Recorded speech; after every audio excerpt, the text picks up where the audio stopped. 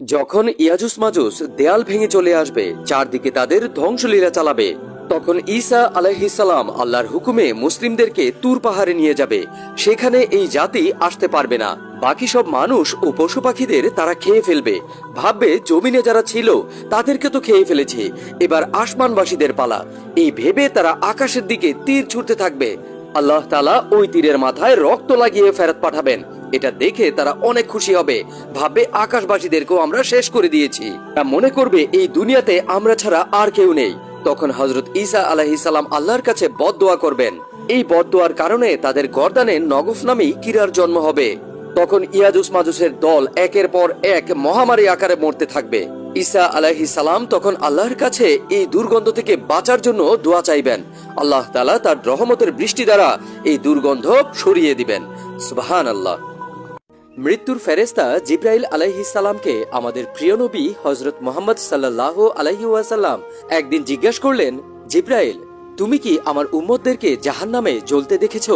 জিবরাইল আলাইহিস সালাম তখন চুপ হয়ে গেলেন, একেবারে নিথর হয়ে গেলেন। কেননা জিবরাইল আলাইহিস সালাম জানতেন তিনি সেই নবী, সেই রাসূল সাল্লাল্লাহু আলাইহি ওয়াসাল্লাম যিনি মক্কার কাঁটাযুক্ত রাস্তায় চড়তেও রাজি আছেন।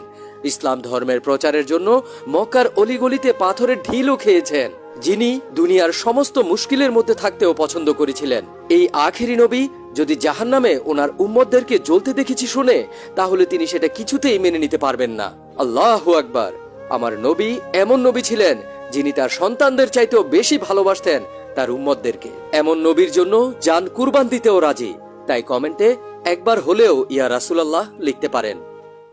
আচ্ছা, এই প্রশ্নটা কি আপনার মনে কখনো জেগেছে? ইসলাম যেখানে টিকটিকি মারার কথা বলেছে, আল্লাহ তাহলে টিকটিকি কেন সৃষ্টি করেছেন? টিকটিকি এমন একটা প্রাণী যা কম বেশি সবার ঘরেই থাকে।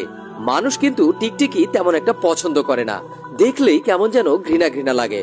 তারপরেও আল্লাহ কেন টিকটিকি সৃষ্টি করেছেন? একদিন কোহেতুর পাহাড়ে মুসা আলাইহিস সালাম আল্লাহর সাথে কথা বলছিলেন। গাছ থেকে তখন একটা টিকটিকি তার উপর মূত্র বিসর্জন করলো। এতে করে মুসা আলাইহিস সালাম অনেক রেগে গেলেন।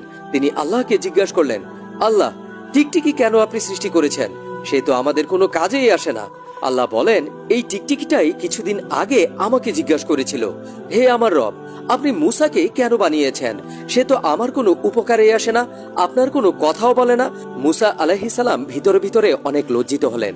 আল্লাহ বলেন, হে মুসা, আমি কোনো কারণ ছাড়া কোনো কিছুই সৃষ্টি করি না। বানিয়েছেন তিনিই ভালো জানেন। লাইক কমেন্ট করে আল্লাহু আকবার লিখতে পারেন। এক্সপার্টরা ফুরাত নদীর তীরে এমন কিছু খুঁজে পেয়েছে যাতে মনে হচ্ছে কিয়ামত বুঝি এসেই পড়েছে। তারা ফুরাত নদীর গভীরে এক আজব সুড়ঙ্গ খুঁজে পেয়েছে। সুড়ঙ্গটি কয়েক কিলোমিটার পর্যন্ত লম্বা, আর এর সবশেষ মাথা ফুরাত নদীর একেবারে গভীরে চলে গিয়েছে। তারা আরো একটি জায়গা খুঁজে পায় যেখানে কোনো সুড়ঙ্গ নেই। ওইখানে আসলে কি আছে সেগুলো জানার জন্য এক্সপার্টরা এখনো পর্যন্ত কাজ করে যাচ্ছে। কিন্তু তারা যখন জানতে পারলো নবীজি বলেছিলেন কিয়ামতের আগে ফুরাত নদী শুকিয়ে যাবে আর তার থেকে স্বর্ণের পাহাড় বের হবে, এজন্য এক্সপার্টরা সন্দেহ করছেন এটা স্বর্ণের পাহাড় নয় তো। এরপর এক্সপ্লোরাররা তাদের কাজের গতি আরো বাড়িয়ে দেয়, কিন্তু এখনো পর্যন্ত তারা সেই স্বর্ণের পাহাড়ের খোঁজ পায়নি। এই রিসার্চের ব্যাপারে যখন সোশ্যাল মিডিয়াতে জানাজানি হলো, তখন সেখানে সবাই বলছে যেটা ওই স্বর্ণের পাহাড় যা নবী সাল্লাল্লাহু আলাইহি ওয়াসাল্লাম 1400 বছর আগে বলে গিয়েছিলেন।